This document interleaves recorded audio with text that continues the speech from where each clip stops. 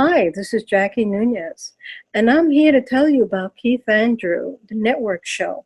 It's an awesome show. And you know what makes him great is he talks about topics that are pressing today, especially for the disabled.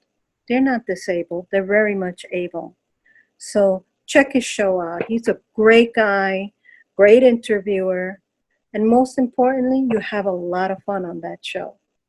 So be like me, be on his show.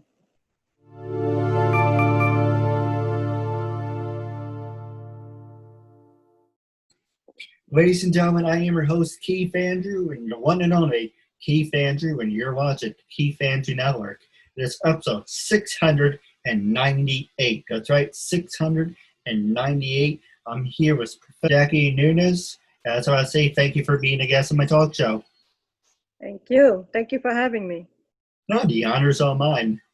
Now, for people who want to know what my talk show is about, whole point of my talk show is to show people that even with having a learning disability, I can still amount to something.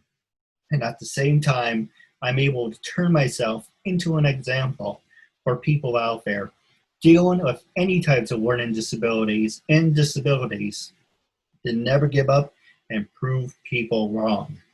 Prove to them that labels do not dictate who you are and who you're going to be. It's to prove to them against them out to something. So hashtag break the labels. That being said, first question I want to ask you is, what can you tell us about yourself? Well, I have quite a diverse background. I come from the recording industry, radio, talk show host. I also promote an oldie show that I do. I do a radio show and I do a live show. Well, right now with the pandemic, of course, we can't have any gatherings, but I have a show usually on a monthly basis, once a month. And it's actually a 50s, 60s, 70s kind of music, doo-wop, R&B, rock and roll. Within those eras, you may meet a lot of legends that come to the club. However, like I said, because of the pandemic, everything's on a standstill. I've been doing this for 10 years. It's actually called the Goodfellas Doo-Wop Club.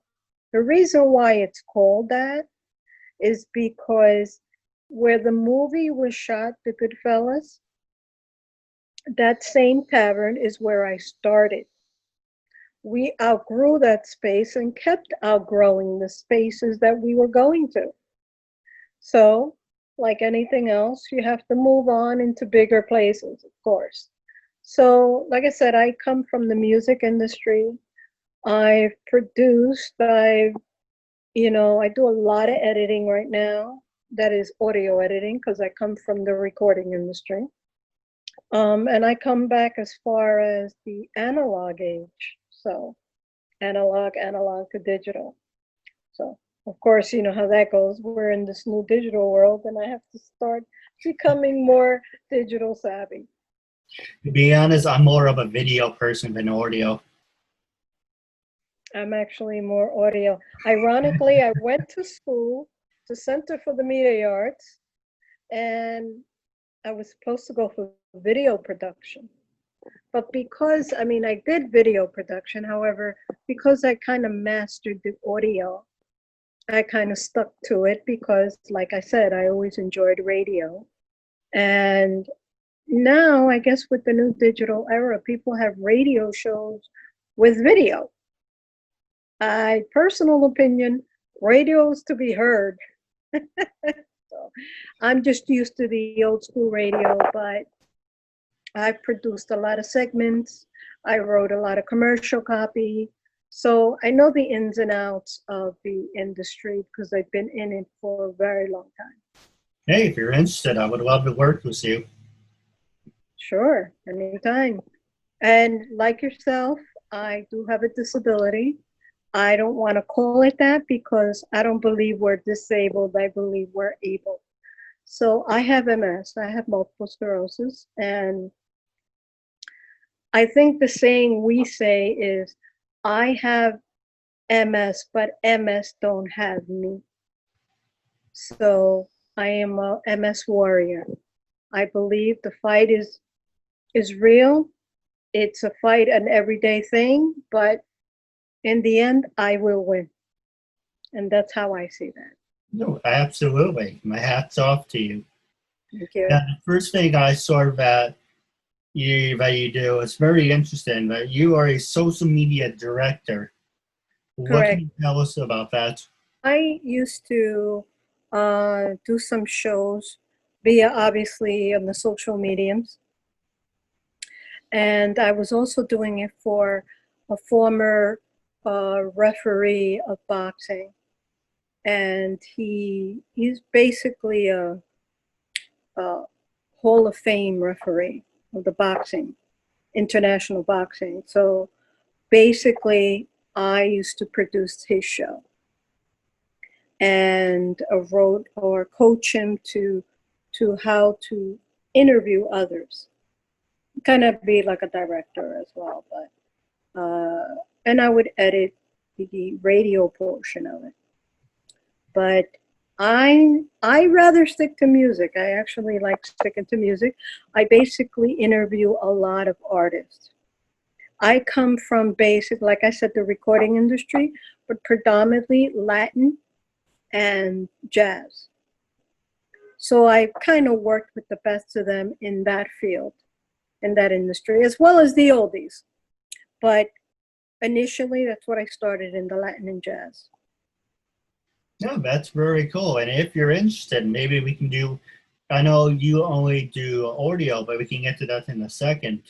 But if you're interested, maybe we can do a special live episode where you interview me. Sure, that'll be great. And also, you I mentioned. can, I can interrogate you if you like. No, that's fun. I'm messing to hide. You did mention that people would take podcasts or videos and put them on the air.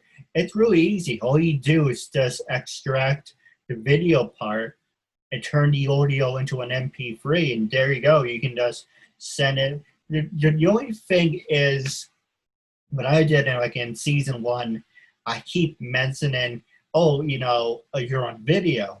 So as you're sitting there, you're driving, you will hear me say, oh, you're on video. It's like, video? The hell are you talking about? I don't see any video. So there's certain keywords you don't say because you say radio, then you have to explain it. Right. The full version, but then you say radio. Oh, can you see me right now? It's like, I'm staring at the radio. What are you talking about? Yeah, you have to kind of get people out of the typical or the old school in that sense because, we used to have a saying, radio's to be heard, videos to be seen. But now with the mix-up, yeah, even with podcasts, initially we would think we would just hear it, but now you also have video podcasts. So it's trying to adjust to the digital age, especially when you come from the analog age like I do. Right. And I mean, I came from editing reel to reel. And I hate to tell you, digital revolution guys, that that's where the experience comes from. It's from the old school days because there's a certain sound that they have, like for example with vinyl, that you don't have with the typical digital. You have a warmer sound. You have, sometimes it could just sound too clean or too technical. And it's just a certain sound that we look for, and you don't always establish it on the digital. And not to say it can't be done. The advantage of digital is everything is much faster. It's not like the old days when we had to edit. It took a while, and then you had to do your mixing. So yes, it took quite some time. Same thing in video. It took time, going frame by frame. But again, today it's so much easier that you almost look back and say, gee, did I get that right? Because it was just that quick. And then you almost second guess yourself. But yes, digital does have that advantage. It is much quicker, it's less time consuming, and it's actually more perfect in that sense. So yeah, I agree. It's just trying to educate people, trying to let people know that there is a difference and that there is, like what's a podcast or what's a, oh, how do you say I can see you on radio? It's like it's trying to get people to understand it's not the norm that they thought it would be. But it is interesting. Oh, absolutely. I have one request. Is there a way you can prop the camera up so it doesn't move so much? Oh, okay. Is that okay? Well, it moves a little bit, but right now it's perfect. But the other question I was going to ask you is social media. Because you said you come from an age where it was just digital. But what about, and I mean, I'm not digital, Analog. analog, thank you. Had a brain fart.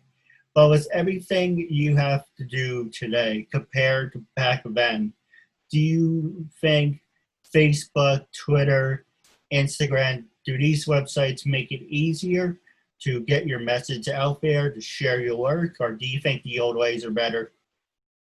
Well, obviously back in the day, everything was word of mouth.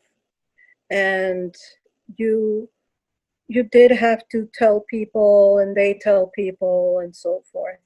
Actually, word of mouth is still the same. The only difference today is yes, you do have an advantage in social mediums. You do because there's many of them. So the reach can be further, obviously worldwide. But you still need to build relationships. That's very important. You build relationships, you build trust. Because even with social mediums, that could be questionable as far as, do I really want to be tied into this person? What about this person or this show or this? What is it about it that it's going to make it that much interesting that I should stay tuned in? So we build these relationships, other people know of you, and word gets around, they see things you have done, and that's what makes it interesting. Is like, oh, okay, this guy knows, or wow, he's been around the block, he has that experience, and that really helps. So yes, social mediums is a help. It's quite a big help at that, especially for some promotional. But then again, you can get a lot of stuff on social media that you really don't care for either. A lot of negativity, it can be oversaturated. So, there is advantages and disadvantage like anything else. No, absolutely. Now I'm going to ask you some fun questions.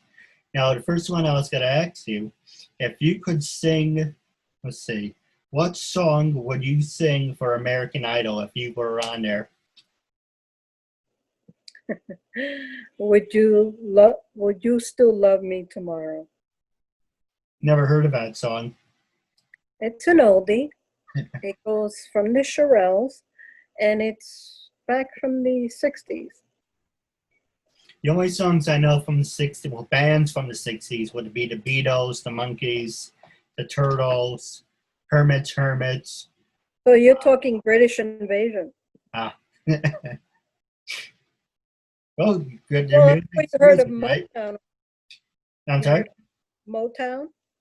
I heard of that on the That's the one. grassroots. Mhm. I actually liked the song, it's the year 2525. 2525?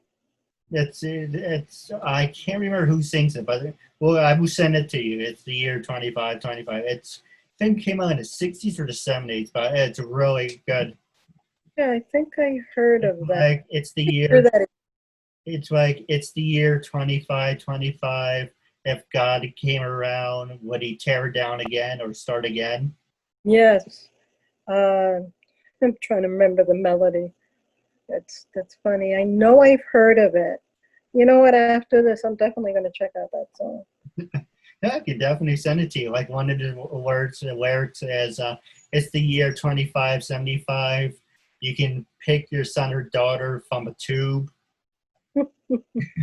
or your arms are down by your side, not doing anything.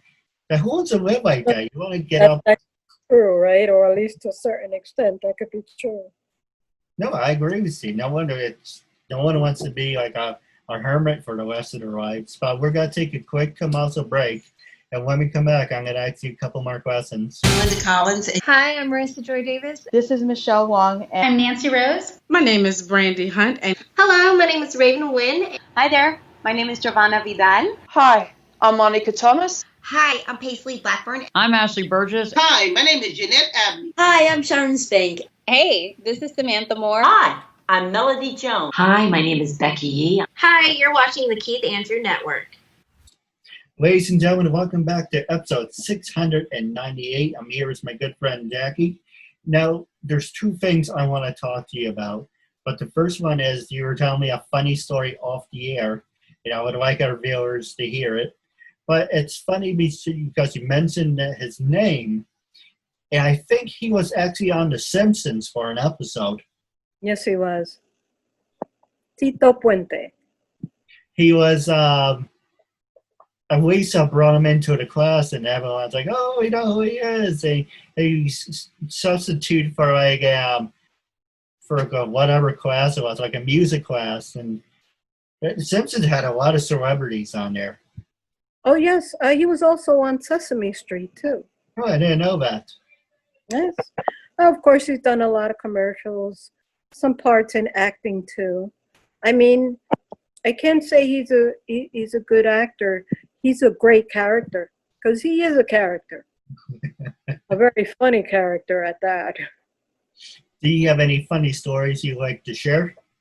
Well, we were walking down 54th Street towards a garage, I believe, 54th and 8th. And he'd stop me every time we had to walk there or pass by. Hey, Jackie, you see that parking lot?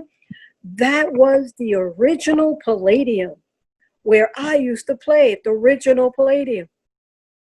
Okay, Tito. So the next day when we passed by again, this started to be a regular thing. So as we're walking down again, I said, wait. And he goes, what happened? I said, that garage. It used to be the original Palladium. You don't say, he would say. And we're like, yeah, the original Palladium. And we'd laugh and he would keep walking. And then one day again, I'm teasing him. I said, do white people know who you are, Tito? I told you I catered to a white crowd in 1950s. That's all. They were predominantly Jewish. It was a white crowd, and they loved the music. It was the mambo era. And I said to him, yeah, okay. A white guy approaches. Like I said, he must have been high as a kite. And he goes, oh, are you like that Tito Puente dude? And I said to him, okay, how much did you pay him? For me, I do stupid things. That's why it's funny. Like my brothers, my sister has funny stories. For me, I do things by accident. That's why it's funny. Like I got into someone else's car by accident. And unfortunately, I did that twice. One on purpose and one by accident. We were coming out of the Italian restaurant, and my sister said, oh, where did you park? It's like, okay, my car's in front of you. There's 3 white cars. I don't know which one's yours. And she said, it's right in front of you. I said, okay. Open the door, got back, put the seatbelt on. The back seat feels kind of weird. That's okay. Why is there a bumblebee hanging from the mirror? And since when did he drive stick? And at the same time I looked up, my sister and my brother were like, you're in the wrong car. That's funny. All she said was, God, it hurt. She said, God help you if the alarm goes off. The other one was there's this taxi company that I always work with, and they have a certain van, like a white van. So it's a long story about that, but one of the things on that, I can tell you the whole story. I got my eyes dilated, and I started to cough. My nose was starting to drip, and I'm like, oh, I'm probably coming down with something. Never walk anywhere when your eyes are dilated for the eyes. For me, I decided, they give me this little thing I can put over my glasses. I can do this. Meanwhile, I walk down the street like, as long as I'm on the sidewalk, I'm all good. So I went over, urgent care. It's like, oh, you're fine and everything. As my eyes were still foggy, this white van came up. And I'm like, okay, we're going to pick you up in a white van. So I went over and I opened the door. The guy looked at me like, oh, you're not a taxi. No, brother, no, I'm not. So he closed the door, and I thought he was really pissed. So I waited for him to come out and say, hey, I want to apologize. The village, most of the village people, the people in town, the village company, they have the same exact car like yours. So when I saw it, I automatically at the Zoom. He said, oh, by the way, they are hiring if you're interested. So stupid things like that, it's kind of like, okay, in hindsight, I sort of waited in the eye doctor. Taxi could have picked me up, took me to urgent care instead of, my eyes weren't that bad at the time. But, don't do stupid things. But I'm an expert in doing that. Oh, that could be challenging. The other one was I was working at Money Exchange. And this guy's like, oh, do you have an extra small in this shirt? I went, okay, this is for your son. He said, he didn't answer. He's like, oh, this is your son. It may be a little big. And he stopped and looked at me and my coworker and said, this is for me. And I said, that's okay. You can grow into it. And my coworker said, Keith, let's walk over there. I'll take care of this. So I don't do things to be funny because my dad says don't quit my job as a comedian. But if I do something stupid, then it's funny. Usually how it works. Usually that's how it is. Yes, that's funny. But the next question I want to ask you is about your radio show. Who were some of your favorite guests that you got on, and who do you want to have on your show besides me? Well, you be the first. How about that? I've had some people that I've interviewed in the jazz and Latin world. I would have to say some of the members of the Tito Puente band, and some of the oldies, because I've learned of a writer. I became a really good friend of his. He was a writer he had over 800 songs. And at the time he wrote most of these songs, he, I think, wrote back in the late 40s, 50s, 60s, and maybe some early 70s. But anyway, within that era that he wrote for, a lot of Black writers didn't get, the accolades or the credit for doing what they did. This particular gentleman named Billy Dawn Smith, he wrote many songs. And he was most famous for writing for a group called The Crest, which is like, I don't know if you remember 16 Candles. Yeah. Well, he wrote for Johnny Maestro and The Crest, and he wrote for Nat King Cole. He wrote for Aretha Franklin. He wrote for Perry Como. He wrote for many artists, and he was never acknowledged for it.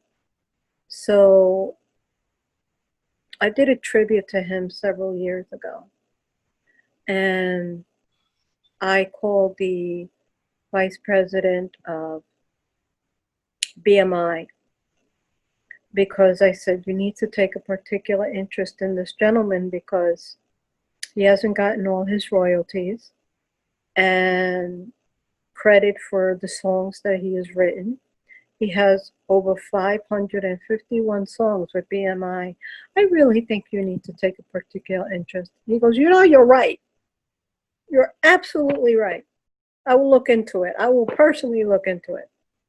And what was surprising is that people are usually apprehensive and afraid of ASCAP and BMI because they refer to them as the music police. Yeah. And they're afraid of them, basically. And I'm not. I didn't care because I felt that this gentleman deserves his royalties and what's due to him. So even though everyone tried to talk me out of it, and so, oh, look what you do now. The venue's going to get sued. You're going to get sued. Everybody's going to get sued. No. The vice president, not only did he thank me, but he said, I will take a personal interest in this. And thank you for telling me. And thank you for inviting me because I would have never known. And he deserves this tribute. He deserves this because, you know, a lot of writers didn't get their, you know, credit like they should have. He wrote a famous song that everyone knows, but someone else got the credit for it and made millions on the song. And it's a shame, but that's how it is. So that's how it was. No, I agree with you. People are really shitty. That's why when you come up with a great idea, it's PG-13. You can say whatever you like. But, you know, when you come up with a great idea, you don't go sharing it with everyone because then they got to, for an example, like you just said, people will take credit for it and said, unfortunately, I fell into that category a couple times. I bet you fell into that category, you know, when you had a great idea and he's told one friend he didn't really expect them to take it. And the story he just told us. So if you ever have something you value, keep it to yourself, get it copyrighted. And once it's copyrighted, you can tell who you want because it's yours. Copyright is even questionable. Today you need to trademark. Yes. As long as you have it trademarked and you have it legal, it's obviously worth that fighting chance. Because or published, you know, but if it's a name, it's trademark. But if you or if it's a product, then you have it patented. But all in all, it needs to be legalized because at the end of the day, they will steal it and there's no proof that, you know, you have it. And what a lot of people did back in the day was the poor man's copyright, as they said, mail it to themselves. But here was the problem. They'd mail it to themselves and then they open it. You're not supposed to open it. Right. Or even if they did, it still wouldn't hold up in court. So it's just for your own protection, is to try to do the right thing, get it legal, because at the end of the day, whatever's on paper is all that matters. So. Well, I agree. You know, I mentioned this in my interviews in the past. Now we can wrap up our interview. My brother and my sister were saying, you know, you're not trademark, you're not an official show. So I said, you know, fine. I looked up a lawyer who I interviewed. I had an original permission form. Okay, he laughed at it and says, you know what? I like you. I'm going to write you an official form. That's the one you signed. I said, can I ask you a couple questions? He said, go ahead. Do I need to be copyrighted? He said, no, you don't. You're online for for now 7.5 years. People know who you are. You're all over social media. You do not have to be copyrighted because you have an online presence and people know who you are. Trademark, you should down the road, but right now, because I'm not making any money, and you're just pissing away $2,000. But eventually, once you start making an income, you should definitely get copyright and trademarked. He said my biggest mistake was permission forms because I was taking people at the word. And I don't interview people unless they sign the permission form. So I will show you, I have 7 of these, and that's 100 each in each folder. I'm going to do a next one for season 8 with 100 of them. So when you open it, you see all these. I can't see it on a green screen. So you have 100 of these. The permission forms, you sign it. I'm fair, and for my videos, say you have 30 days. If you have 30 days to say, hey, Keith, can we redo the episode? Could he edit it? I changed my mind. I don't want it. That's fine. After the 30 days, it's a done deal because I have people that come out like Who Moved the Rock? Like these people come out, these magical comas. Yeah, my agent said and my publicist said you're degrading. You ask a lot of stupid questions. I didn't know what I was signing. I was like, well, you can read, right?